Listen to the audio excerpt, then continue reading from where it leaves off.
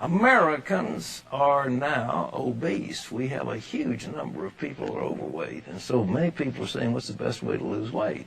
Well, that's a question that many Americans are struggling to get the answer. Our next guest says he found a surefire path to a wellness revolution. Vitamins, health food, exercise, fitness clubs. Despite this growing trend, only a small percentage of Americans really understand what it takes to stay healthy.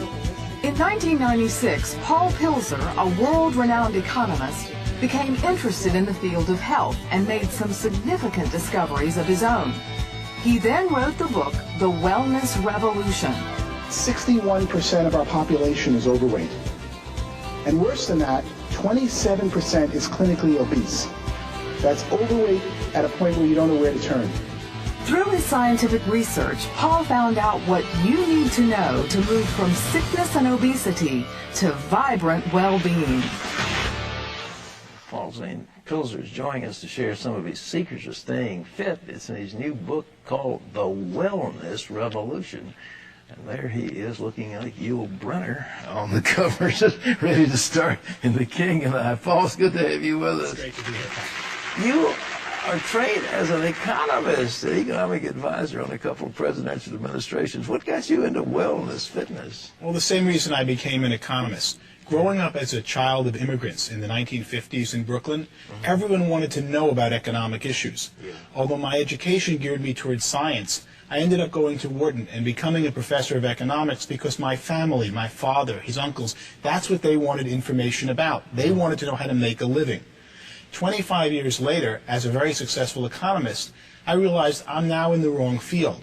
What people mostly need in the United States, the number one problem today, is health. As evidenced by the fact that 61% is overweight and 27% of our population, that's 77 million Americans, are clinically obese. That's shocking, isn't it? It's even more shocking to look at the trends.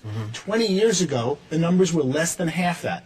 So in the last 2 decades, while we're all talking about health, and it's all you see when you turn on the television or watch an ad, the population of obese and overweight people has more than doubled. That set me on a research quest to say, why is this happening? What did you discover? What I discovered was it was really an economic problem, not a scientific or biology problem. All right. In effect, we have a $1 trillion food industry in the United States. We pay farmers $40 million to produce food, but $40 billion, but $960 billion is paid to packaged food companies and fast food companies. The food companies in America today are primarily owned by the tobacco companies, and they make addictive processed foods. They study every one of their existing customers and say, how can I get them to consume more? The fast food restaurants know that if you're overweight, you consume 50% more at the cash register and only take up roughly the same amount of space. If you're overweight, you consume 50% more. You buy Absolutely, and you see it by portions of what people eat. So they study American consumers like rats in a laboratory. You have a favorite Christian singer, and all of a sudden you feel good about a certain addictive fast food. Guess who sang the commercial that's in the back of your mind when you go to buy it at the checkout counter? They study Americans like rats to increase consumption of their food products, and in doing so have more than doubled obesity and overweight in the United States. This is unbelievable, because we have a health problem that's crowding $1.5 trillion. It's run away, and obesity is one of the major causative factors: heart disease, high blood pressure, so on. Everything, and really most of our medical problems today that are non-pediatric or non-geriatric stem from being overweight and obese. So as I studied it, I realized that the answer was an economic problem had caused being overweight and obese. As I studied it, I saw America ready for a revolution, a wellness revolution, and that there was a new industry emerging called a wellness industry.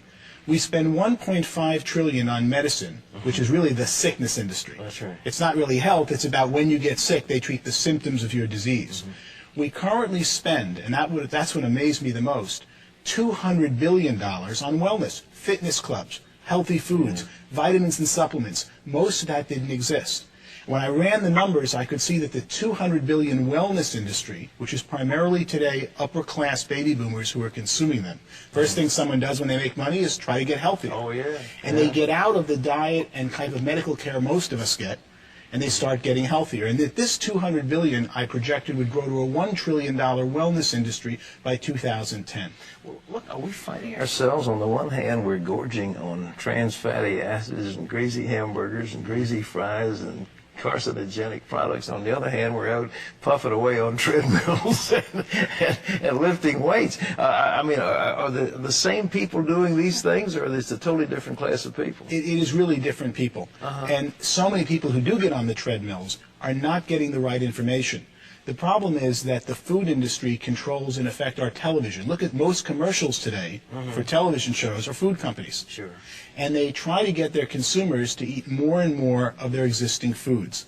As the food industry focuses on those who are overweight, they make them more and more overweight. And then when someone says, I want to lose weight, I want to get healthy, they get misinformation out there because they've got this industry that controls our media that is constantly saying, how do I get you to eat more food? What should people do to lose weight? What are the tips?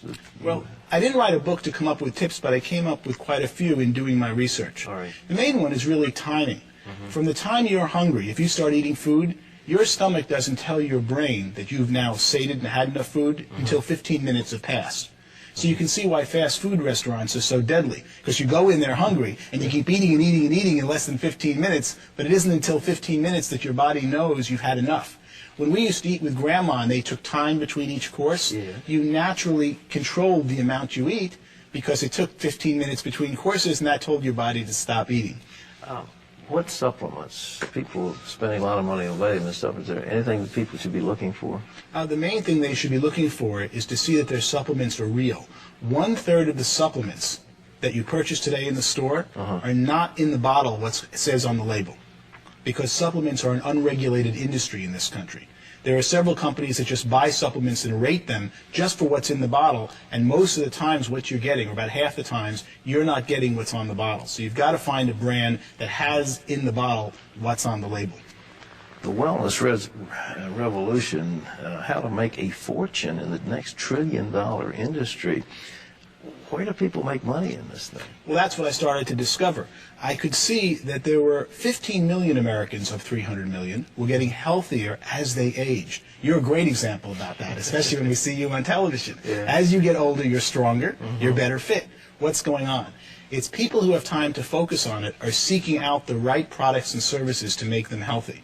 And that's when I could see an emerging $1 trillion wellness industry.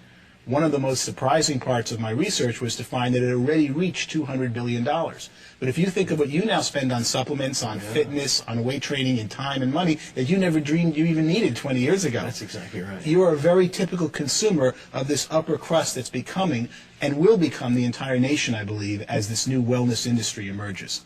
Well, boy, I hope you're right. But so, ladies and gentlemen, how you could A, be well, and B, make some money at the same time. This book, The Wellness Revolution, where you can get it? It's by Wiley Press. Is it available in the bookstore? Should be in every bookstore around the country. Paul, Zane, Pilzer, thank you so much for being with us. Thank you very much. It's a real honor. All right. Terry?